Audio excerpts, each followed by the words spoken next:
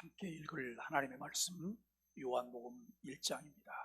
요한복음 1장 1절로 18절까지 말씀 함께 같은 목소리로 말씀을 읽도록 하겠습니다. 태초에 말씀이 계시니라. 이 말씀이 하나님과 함께 계셨으니 이 말씀은 곧 하나님이시니라. 그가 태초에 하나님과 함께 계셨고 만물이 그로 말미암아 지은 바 되었으니 지은 것이 하나도 그가 없이는 된 것이 없느니라. 그 안에 생명이 있었으니 이 생명은 사람들의 빛이라. 빛이 어두움에 비치되 어둠이 깨닫지 못하더라. 하나님께로부터 보내심을 받은 사람이 있으니 그의 이름은 요한이라. 그가 증언하러 왔으니 곧 빛에 대하여 증언하고 모든 사람이 자기로 말미암아 믿게 하려 함이라. 그는 이 빛이 아니요 이 빛에 대하여 증언하러 온 자라.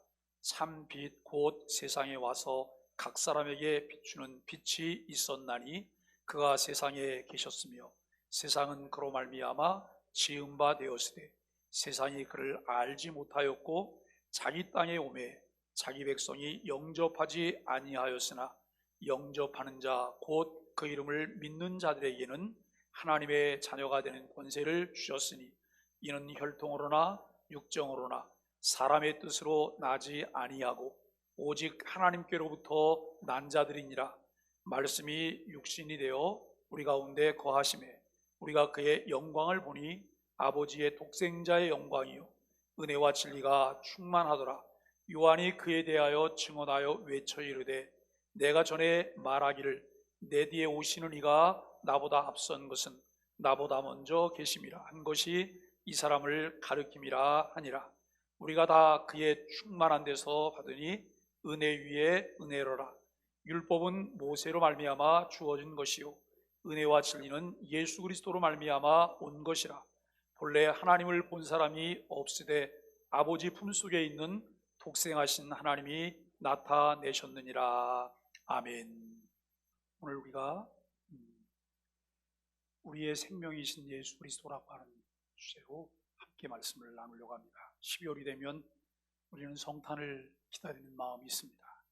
그리스도인들이기 때문에 당연히 예수 그리스도의 나심을 축하하려는 마음을 갖고 있지만 어떤 이들은 성탄절 특수를 누리며 수익을 올리기 위해서 성탄을 기다립니다. 우리가 오늘 읽은 본문은 요한복음 전체의 서문이라고도 할 수 있는데 요한복음이 말하려고 하는 가장 중요한 것들 대부분이 오늘 본문 속에 소개되고 있습니다. 본문의 조명은 예수 그리스도에게로 비춰지고 있습니다. 예수 그리스도가 어떤 분이시며 그분은 어떤 일을 하시는 분이신지를 기록하고 있습니다. 요한복음을 기록한 이는 사도 요한입니다. 요한복음 1장에는 다른 요한이 등장하는데 그는 세례 요한입니다. 사도 요한은 요한복음의 시작을 태초에 말씀이 계시니라로 시작하는데 예수 그리스도를 하나님으로 처음부터 명확하게 말하고 있습니다. 왜 그럴까요? 태초라는 말은 천지가 창조되기 전을 가리키는데 아무것도 어느 누구도 없고 영원전부터 스스로 계시는 하나님만 존재하고 계실 때를 말합니다. 그런데 그때의 말씀이 있었다는 것이고요, 그 말씀의 정체를 14절에서 예수 그리스도라고 밝히고 있습니다. 14절을 보시면 말씀이 육신이 되어 우리 가운데 거하심에 우리가 그의 영광을 보니 아버지의 독생자의 영광이요 은혜와 진리가 충만하더라 라고 말씀합니다. 여기서 두 가지 중요하고도 놀라운 진리를 발견하게 됩니다. 하나는 사람으로 세상에 오신 예수 그리스도가 곧 영원전부터 계셨던 그 말씀이라고 하는 진리지요. 말씀이 육신이 되어 우리 가운데 거하심에 라고 말씀합니다. 다른 하나는 예수 그리스도는 하나님의 아들이시라고 하는 진리입니다. 우리가 그의 영광을 보니 아버지의 독생자의 영광이요 은혜와 진리가 충만하더라 라고 말씀합니다. 18절 말씀도 보면 본래 하나님을 본 사람이 없으되 아버지 품속에 있는 독생하신 하나님이 나타내셨느니라 라고 말씀합니다. 아버지 하나님 품속에 계시던 그 유일하신 아들이 있는데 그가 우리 눈으로 볼 수 있게 오신 예수 그리스도라고 말합니다. 1절 하반절은 또 다른 진리를 선언하고 있습니다. 이 말씀이 하나님과 함께 계셨으니 이 말씀은 곧 하나님이시니라. 이 말씀은 곧 하나님이시니라. 이 말씀이 하나님과 함께 계셨다고 하는 것은 말씀도 있고 아버지 하나님도 계시다는 거예요. 말씀이신 예수 그리스도도 있고 아버지이신 하나님도 계시다고 하는 그런 말씀입니다. 그런데 이 말씀이 곧 하나님이시니라라고 말씀합니다. 말씀이신 예수님도 계시고 아버지이신 하나님도 계신데 분리될 수 없는 분이시라라고 하는 말씀입니다. 여러분, 제가 지금 설교하고 있는 내용들이 굉장히 어려운 내용들을 지금 다루고 있는 거예요.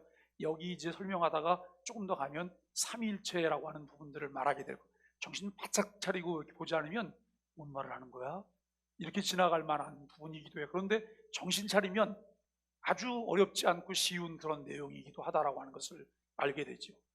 여러분, 구별이 되지만 이 말씀이신 예수님과 아버지이신 하나님과 구별이 되지만 분리될 수 없는 신비를 말하고 있다라고 하는 거예요. 예수 그리스도는 하나님의 아들이시고 그와 같이 참 하나님이시지만 동시에 그와 함께 오직 한 분 하나님이시라라고 하는 거예요. 여러분, 말씀이신 예수님과 아버지이신 하나님이 구별이 돼요. 그런데 분리될 수는 없어요. 하나라고 하는 거예요. 이 부분을 우리에게 말씀하고 있어요. 이 부분을 설명할 때 성령도 같은 논리로 이해되고 추가되어서 확정된 삼위일체 교리의 기초를 이루는 말씀이라고 하는 것입니다. 여러분, 삼위일체 교리가 무엇일까요? 아버지와 아들과 성령은 모두 영원전부터 계시는 서로 혼합되지 않고 구별되는 참 하나님이시지만 하나님은 몇 분이 아니시고요, 세 분이 아니시고 몇 분이시라고요? 한 분이시라고요. 이것이 신비스러운 진리입니다. 참 하나님은 오직 한 분이시지만 그 하나님은 동시에 아버지와 아들과 성령이라고 하는 세 존재 양식으로 계시는 하나님이시라는, 더 이상 사람의 생각으로 이해하고 사람의 말로 설명할 수 없는 초월적 진리라고 하는 말씀입니다. 본문 1절은 예수 그리스도께서 하나님의 아들이시며 참 하나님 자신이라고 선언하고 있습니다. 2절과 3절은 아들 하나님께서 행하신 천지 창조의 사역을 언급하고 있습니다. 그가 태초에 하나님과 함께 계셨고 만물이 그로 말미암아 지은 바 되었으니 지은 것이 하나도 그가 없이는 된 것이 없느니라라고 말씀합니다. 예수 그리스도는 사람의 몸을 입고 이 땅에 오신 완전한 사람으로 인성을 갖고 계신 동시에 하나님이시기 때문에 신성도 가지고 계십니다. 예수 그리스도는 우리와 똑같은 사람이셨지만 우리같이 피조물의 일부가 아니고 만유의 창조주 하나님이시라는 거예요. 여러분, 우리는 사람이에요. 그렇죠? 피조물이고 사람이에요. 그런데 예수님은 우리와 똑같은 사람으로 오셨지만 그분은 만유를 창조하신 아버지 하나님이라는 거예요. 그래서 그분은 인성도 있고 신성도 있어요. 양성을 가지신 분이세요. 그런데 우리는 인성만 가지고 있어요. 예수님이 우리와 같은 사람의 몸을 입고 이 땅에 오셨지만 우리와 똑같은 사람이지만 그에게는 뭐가 없고요? 그에게는 뭐가 없어요? 죄가 없습니다. 죄가 없습니다. 그분은 우리와 똑같은 많은 어려움들을 다 체험하셨기 때문에 우리의 속사정을 익히 아세요. 우리가 당하고 있는 아픔들을 하나님께서 다 아신다는 그런 말씀입니다. 이것은 또한 예수 그리스도께서 우리처럼 피조물에 속하신 이가 아니라 우주 만물의 주인 되시는 근거를 보여주고 있습니다. 4절 상반절은 그 안에 생명이 있었다라고 말을 하는데요, 하나님은 그 안에 생명을 품고 계십니다. 아니, 생명 그 자체라고 말할 수 있겠죠. 그 자신 영원한 생명이시고 모든 생명의 산출자이시며 모든 생명의 주인이십니다. 전능하신 창조주 하나님이십니다. 여러분, 그 사실을 믿습니까? 창세기 1장 1절에 보면 태초에 하나님이 천지를 창조하시니라 라고 말씀해요. 그런데 태초에 하나님이 전지를 창조하시니라 창세기 1장 1절이 믿어지는데 다른 것이 믿어지지 않는다고 하면 그 1장 1절이 믿어진다고 하는 말은 허구일 가능성이 많아요. 그 1장 1절이 믿어지면 성경 66권이 다 믿어지는 거예요. 왜냐하면 그 1장 1절은 무엇을 전제하냐면 하나님은 전능하신 분이라는 거예요. 능치 못한 것이 없다라고 하는 것을 전제하고 있어요. 그런데 전능하신 창조주 하나님이신데 모든 생명은 그로부터 나오고 예수 그리스도는 하나님의 아들이시며 참 하나님이시기에 그 안에 영원한 생명이 있다는 것입니다. 요한복음 5장 26절을 보면 아버지께서 자기 속에 생명이 있음같이 아들에게도 생명을 주어 그 속에 있게 하셨다라고 말씀하십니다. 하나님께서는 예수 그리스도에게 생명을 주셨을 뿐만 아니라 그를 통하여 우리에게 영원한 생명을 선물로 주셨습니다. 예수 그리스도께서는 생명을 주시기도 하시고 죽은 생명을 살리기도 하시며 하늘과 땅의 모든 권세를 가지신 주님으로 영원히 살게 하십니다. 그런데 그 안에 있는 생명이 사람들의 빛이라고 4절 하반절에서 말씀합니다. 빛은 생명을 낳는 힘입니다. 빛은 진리이고 소망이며 위로를 뜻하기도 합니다. 예수 그리스도 안에 있는 생명은 우리에게 생명을 줄 뿐만 아니라 진리를 깨닫게 하고 소망과 위로가 됩니다. 전능자 하나님께서 예수 그리스도에게 생명을 주시고 그를 우리에게 보내주셨다고 하는 사실은 우리의 생명을 살리는 분으로 오셨다고 하는 말씀입니다. 그것보다 더 값진 진리가 있을까요? 그보다 더 큰 위로와 소망을 주는 일이 있을까요? 그 생명과 진리와 위로와 소망의 말씀이 예수 그리스도 안에서 우리 가운데 계신다고 하는 것은 참으로 놀라운 하나님의 은혜이며 선물입니다. 이보다 더 큰 보증이 있을까요? 이보다 더 확실한 것이 여러분 있을까요? 성탄 계절에 하나님께서 우리를 위해 하신 그 일들을 보다 자세히 알아가면 그 하나님께서 하찮게 보이는 우리를 위해 얼마나 존귀한 일을 하셨는지를 알게 되는 감격을 누리게 돼요. 우리는 가끔 이렇게 말해요. 내가 좀 좌절하고 실망하고 일들이 잘 안 되고 그럴 때 좀 꿀꿀할 때 뭐라고 말해요? 나는, 저는 따라합시다. 나는 별 볼 일 없어. 여러분 그렇게 말할 때가 있잖아요. 그런데 참 이상하지요? 별 볼 일 없는 나를 위해 하나님께서 하나님 나라의 영광 모자를 버리시고 이 땅에 오셨어요. 나를 위해 죽어주셨어요.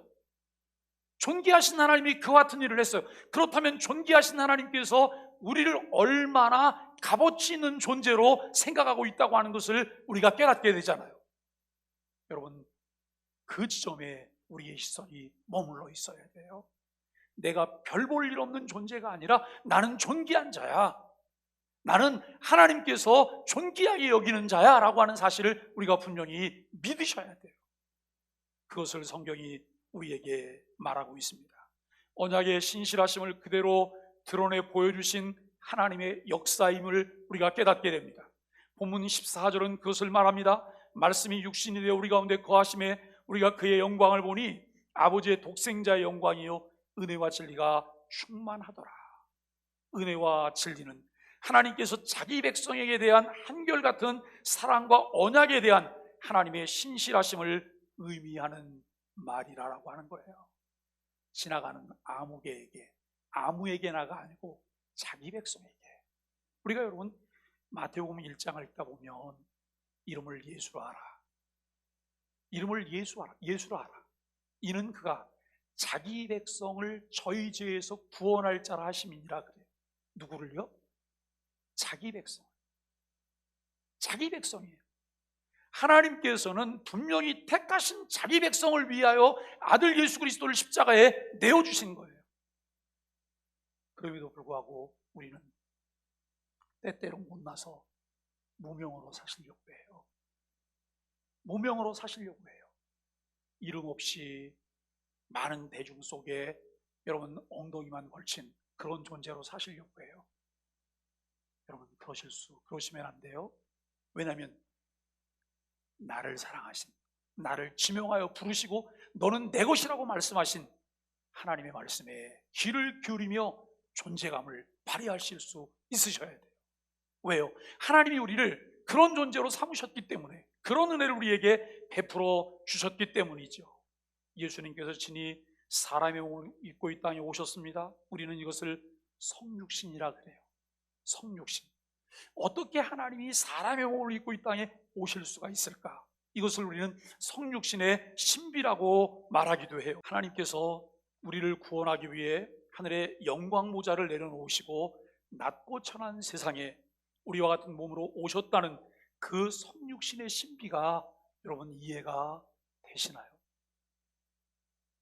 대부분 사람들이 움직임을 통해서 뭘 기대하냐면 반대급부를 기대해요.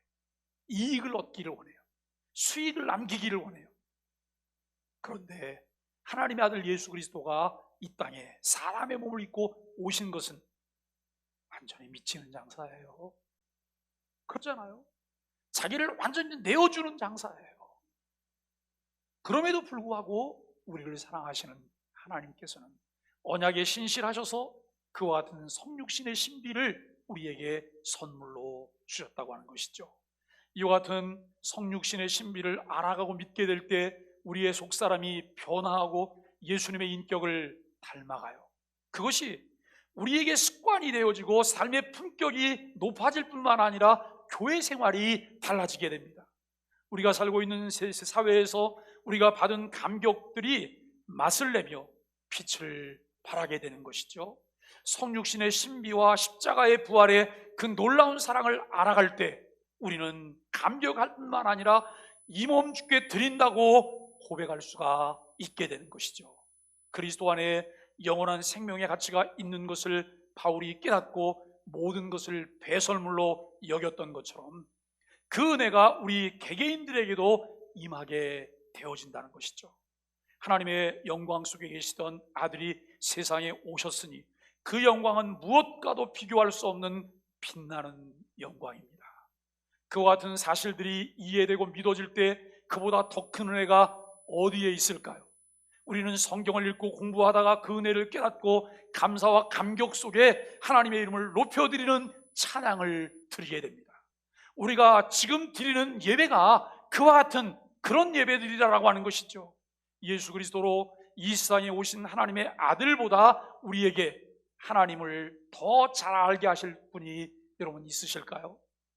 예수 그리스도는 아버지 하나님의 품속에 계시던 그 아들 독생자로서 하나님이시기 때문입니다.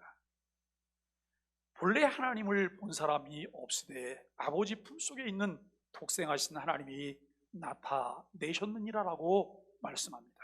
아들을 우리와 같은 사람으로 세상에 보내신 사실은 하나님이 어떤 분이신지 잘 설명해 주는 것이 아닐까요? 만일에 하나님이 인색하신 분이라면, 매우 계산적인 분이라면 아들 예수 그리스도를 우리에게 내어주셨을까요? 아니요.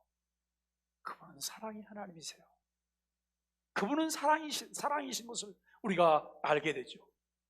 예수 그리스도는 하나님께서 우리에게 보내신 가장 크고 은혜로운 선물입니다. 예수 그리스도는 하나님께서 우리에게 자신을 드러내시고 내시고 알게 하시는 계시의 절정일 뿐만 아니라 계시의 완성이십니다. 16절에서 우리가 다 그의 충만한 데서 받으니 은혜 위에 은혜로라 한 것은 진리이건 은혜이건 우리가 예수 그리스도에게서 받는 것보다 더 완전한 것은 생각할 수 없다고 하는 표현입니다. 사도 바울도 골로새 2장 9절에서 예수 그리스도 안에는 신성의 모든 충만이 육체로 거하신다라고 말씀합니다. 우리에게 필요한 율법은 모세를 통하여 다 주어졌고 은혜와 진리는 더 바랄 것 없이 예수 그리스도 안에서 다 주어졌습니다. 그런데 그 은혜와 진리는 깨닫는 사람만 누릴 수 있다는 거예요. 여러분, 그 은혜와 진리는 깨닫는 사람만 누릴 수 있다는 거예요. 여러분, 그 사실을 인정하십니까? 이것을 깨닫고 내 삶 가운데 누리는 사람들만 그것을 누릴 수 있다는 거예요. 사랑하는 소망의 가족 여러분, 교회에 출석하고 있다고 그 은혜와 진리를 다 누리고 있는 것은 아닙니다. 교회에서 어떤 위치에 있다고 그 은혜와 진리로 충만하다고 할 수 있을까요? 저는 가끔 혼자 펑펑 울 때가 있어요.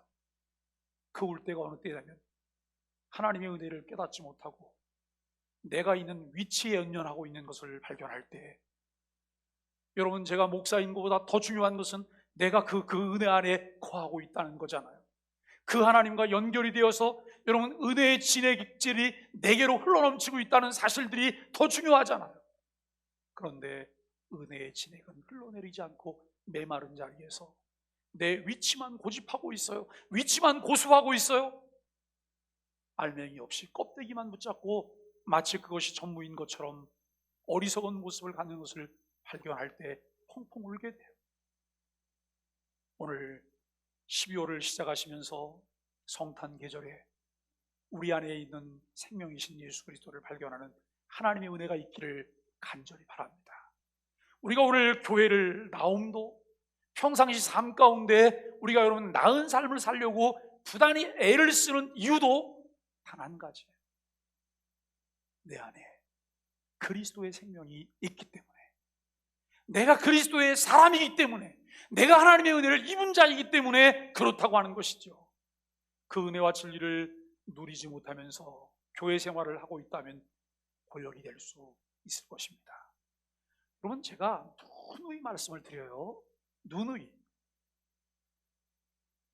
교회에 오려고 하는데 교회 오고 싶은 마음이 별로 없고 이 핑계 저 핑계 대고 막 생각이 많을 때는 교회 오지 마세요. 교회 오지 마세요. 그리고 교회를 한두 주 빠져보세요.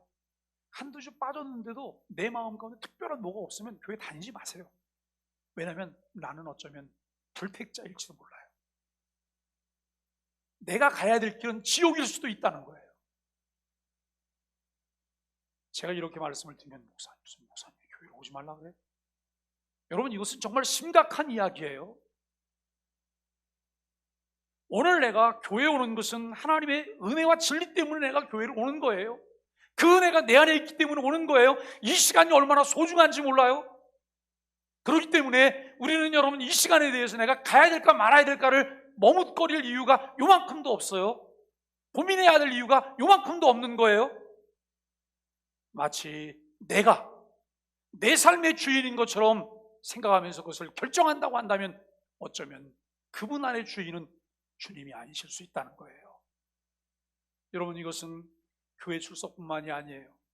헌금하는 헌금 생활도 마찬가지고 교회에서 헌신하는 헌신 생활도 마찬가지예요. 자꾸 여러분 헌신하는 게 다른 사람이 보이시던가요? 그건 내려놓으세요. 시험 듭니다.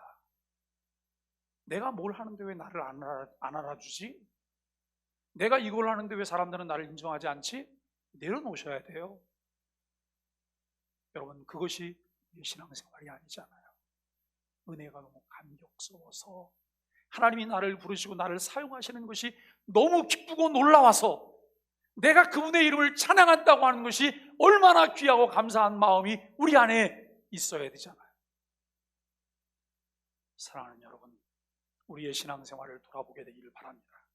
해야 되기 때문에 억지로 마지못해 해야 된다면 그것이 얼마나 우리를 고단하게 하고 스트레스가 될까요? 우리는 쉽게 내가 주인 되어서 내가 결정해. 내가 주인 되어서 내가 결정해. 사랑하는 여러분, 때로는 우리는 상황 핑계대지요, 형편 핑계대요. 목사님, 상황이 그래, 형편이 그래서. 여러분, 상황이 그렇고 형편이 그렇지만 성경이 나에게 말씀하시는, 하나님께서 내게 요구하시는 요구가 어떤 것인지는 분명히 우리가 알고 있기는 하세요. 내가 그것을 분명히 알고 있는데, 하나님, 내가 분명히 알고 있는데 지금 상황이 이래서 내가 그걸 지키지 못해요. 너무 송구하고 죄송해요. 하나님, 나를 도와주세요. 이 마음이 있나요? 아니요. 그 기준은 온데간데 없어요. 내 형편이에요. 그러면 누가 그걸 알아주지 않으면 섭섭해요. 여러분, 신앙생활은 철저하게 개인적인 거예요. 주님과 나와의 관계예요. 그분과 나와의 관계고, 그리고 신앙을 결정하는 텍스트, 교과서는 성경이에요. 성경이 말하는 거예요. 담임 목사인 제가 목사님, 집사님 괜찮아요 이렇게 말한다고 해서 그게 여러분 괜찮은 걸까요? 아니요. 격려하기 위해서, 힘을 북돋아주기 위해서 때로는 그와 같이 말하지만 우리가 가야 될 부분이 있어요.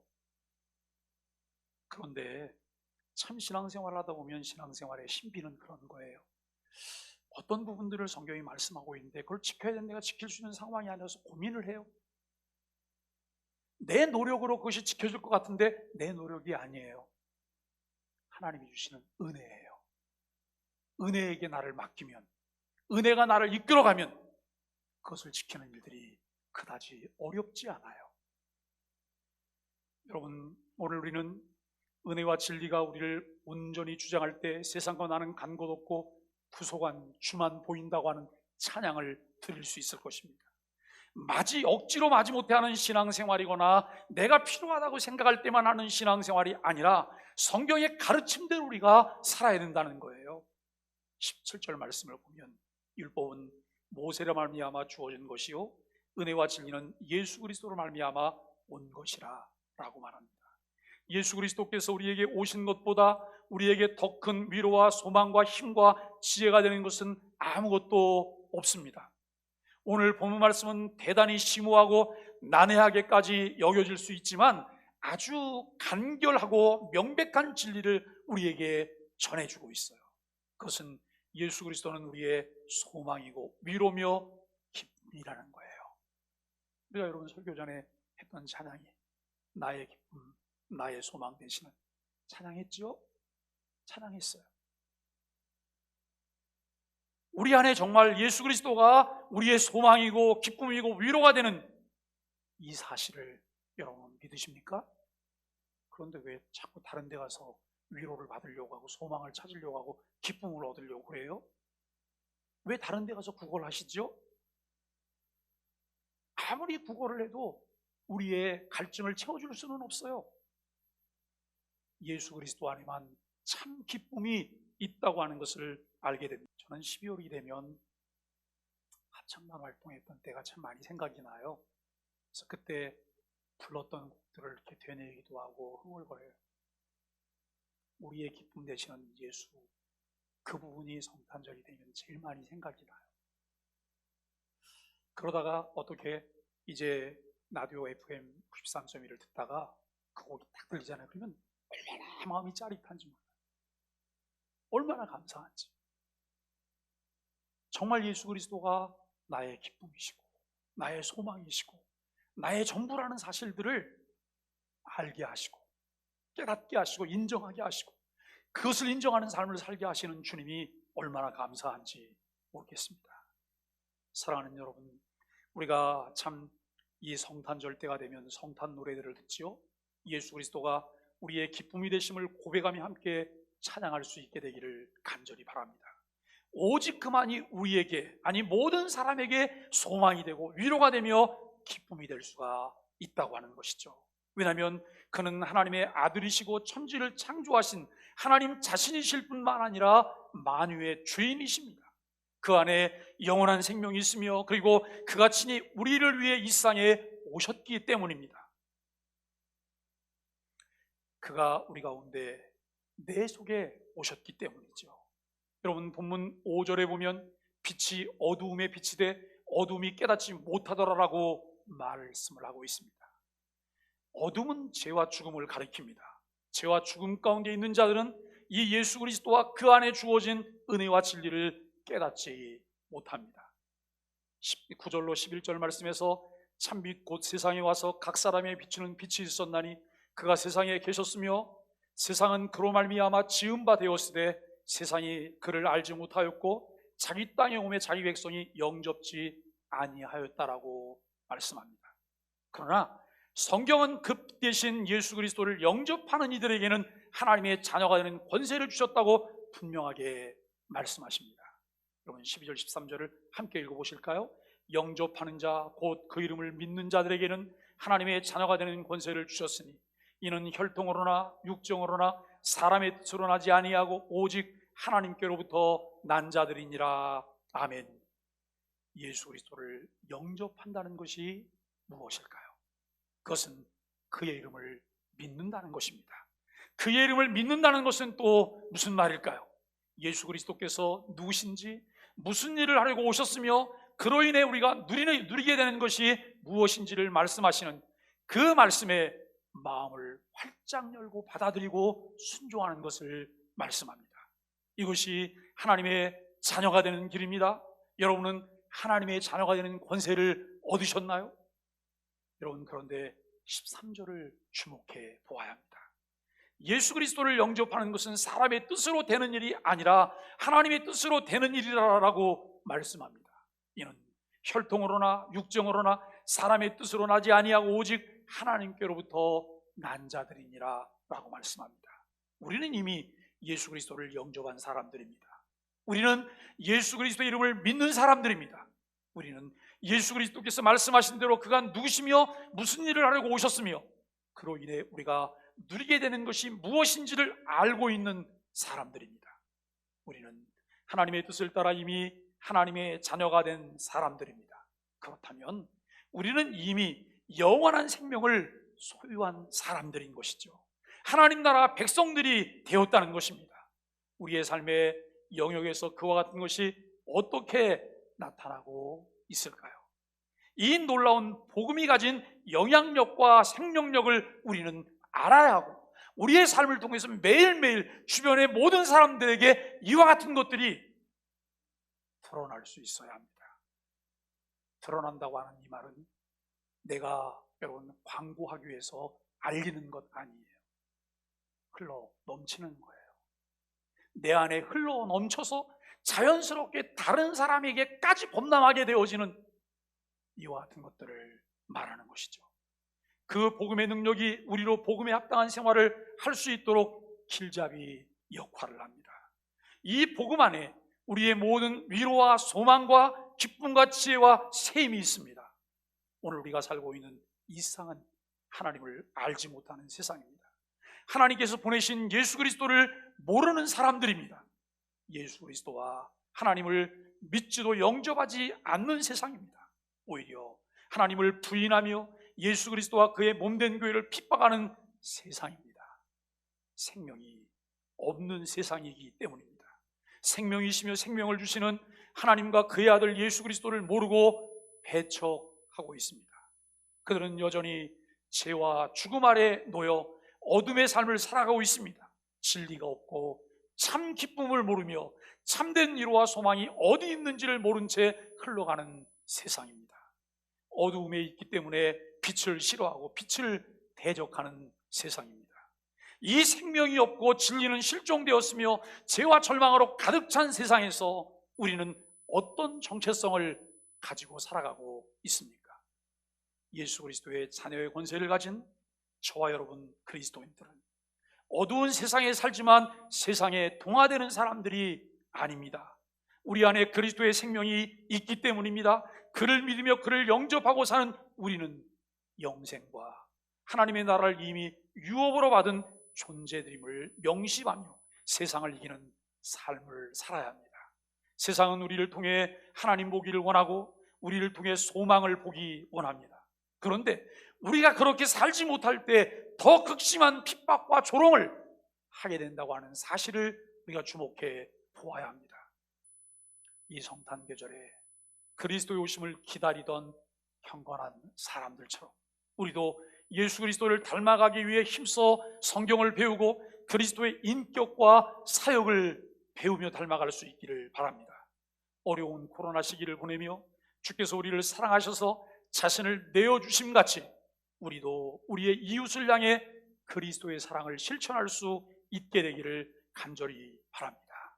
말과 혀로만 살아가지 말고 행함과 진실함으로 할 수 있기를 바랍니다. 불투명한 미래와 현실의 암울함 때문에 불안해하고 염려와 근심 속에 살고 있는 이들을 위해 우리 소망의 교회가 할 수 있는 것들이 무엇이 있을까요? 우리 안에 영원한 생명을 주시고 사랑해 주시는 하나님의 은혜를 깨닫고 그 은혜가 우리의 실생활에 어떻게 영향을 미치는 삶을 살아야 하는지 함께 나누며 이웃들의 손을 잡아줄 수 있게 되기를 바랍니다. 하나님의 아들 예수 그리스도와 그의 나라와 영원히 복된 삶이라는 가장 큰 보화를 차지한 우리 소망의 가족이기에 서로 화목하며 사랑할 수 있기를 바랍니다. 참 기쁨의 근원이신 예수 그리스도로 인해 우리의 삶에 기쁨이 넘치는 성탄 계절이 되기를 주 예수 그리스도 이름으로 간절히 축복합니다.